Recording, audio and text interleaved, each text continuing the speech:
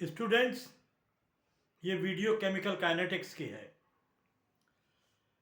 Chemical kinetics जो है chemistry की वो ब्रांच है जहाँ पर आप रेट ऑफ रिएक्शन और स्पीड ऑफ रिएक्शन की स्टडी करते हैं कि रिएक्शन कितना तेज हो रहा है, रिएक्शन कितना धीमे हो रहा है। इसी बात की पूरी स्टडी केमिकल काइनेटिक्स में होती है कि रिएक्शन की स्पीड कैसे बढ़ाई जाए, रिएक्शन की स्पीड कैसे, जैसे जगह आप आगे बढ़ते जाएंगे आपको चीज़ें क्लियर। कहीं पर भी आप किसी भी रिएक्शन में देखें, जब रिएक्शन होता है तो रिएक्टेंट का कंसंट्रेशन घटता है और प्रोडक्ट का कंसंट्रेशन धीरे धीरे बढ़ता जाता है, धीरे से बढ़े जाते जिस टाइप का भी रिएक्शन हो बढ़ता जाता है। तो यहाँ पे chemistry is a kind chemical kinetics is a branch of chemistry. We study the rate of reaction and speed of reaction. Molar concentration, क्योंकि आगे आपको जरूरत पड़ेगी, पहले ही मोलर कंसंट्रेशन का मतलब होता है N/V।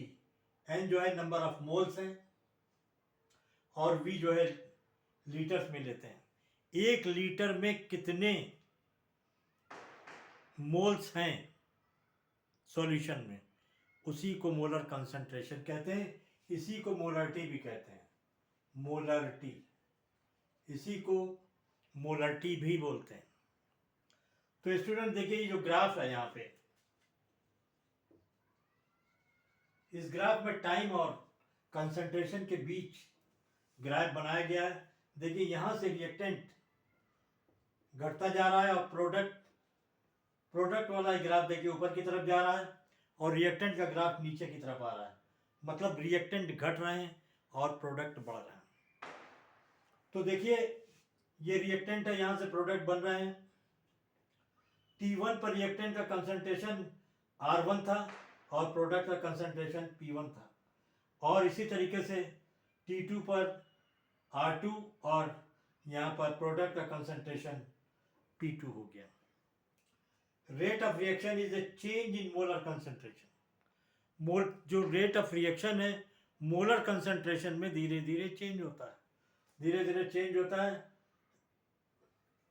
Molar concentration of species का मतलब आप कोई भी रिएक्टेंट को स्पीसीज बोल सकते हैं, मतलब रिएक्टेंट भी बोलेंगे तो आप स्पीसीज भी कह सकते हैं। Which are the taking part in the chemical, जो केमिकल रिएक्शन में पार्ट ले रही हैं। अब क्वेश्चन है, T1 पर रिएक्टेंट का कंसंट्रेशन R1 है और T2 पर कंसंट्रेशन R2 है और प्रोडक्ट का कंसंट्रेशन P2 है। यहाँ पर rate of disappearance of the reactant, मतलब कैसे, मतलब रिएक्टेंट धीरे धीरे डिसअपीयर हो रहे हैं, इस बात को बताया गया है। तो decrease in concentration of the reactants time taking. तो देखिए R2 minus R1 minus delta R delta T, लेकिन R से यहाँ पर जो माइनस लगा है इस बात को समझ लीजिए, ये अलग से मैथमेटिकल लगाया गया है, कहीं से ऊपर से प्रूव होके नहीं आया है कि माइनस क्यों। माइनस का मतलब है रिएक्टेंट घट रहे हैं, इस बात को शो करने के लिए माइनस को लगाया गया है ओनली। और किसी कंफ्यूजन में ना रहिएगा कि माइनस ये कहाँ से आ गया, सिर्फ माइनस को इसलिए लगाया गया है मैथमेटिकली, ताकि ये पता लग जाए कि रिएक्टेंट घट रहे हैं। आगे आइए देखते हैं rate of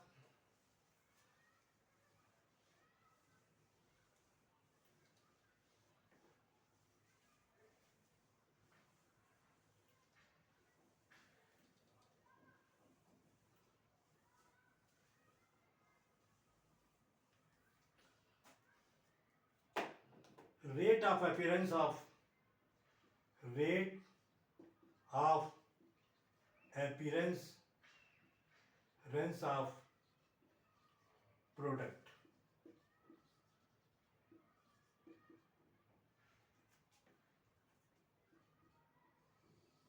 Increase in concentration of product, increase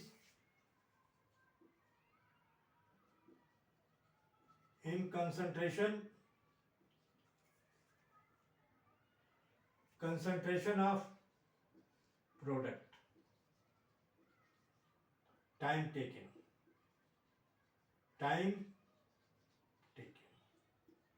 पहले प्रोडक्ट का कंसंट्रेशन क्या था, P1 था, बाद में P2 हुआ।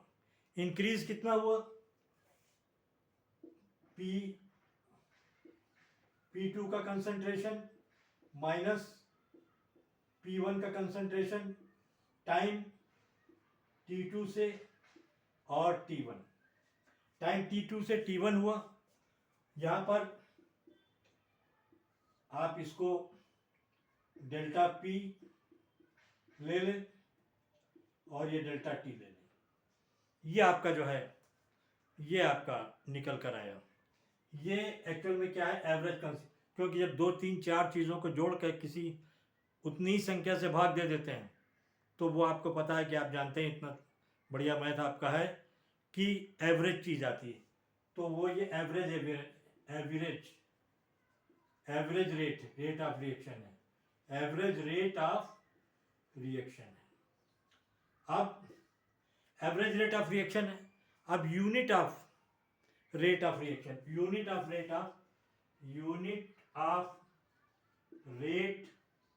ऑफ रिएक्शन बराबर होता है मोल m अपान T। m जो है आप जानते हैं कि m बराबर होता है, मोलर कंसंट्रेशन है, n बराबर n अपान v। n जो है नंबर ऑफ मोल्स हैं, जो आपको पीछे देख चुके हैं, number of moles, n number of moles,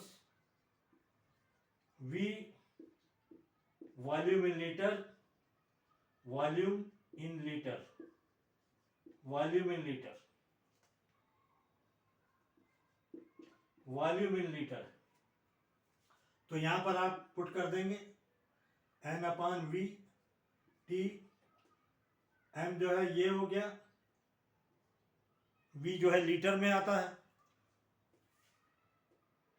-1, T को आप ऊपर ले जाएंगे और ये S1, ये आपकी जो है rate, unit of rate of reaction है। इफ, ये तो सॉल्यूशन की बात है। अगर इफ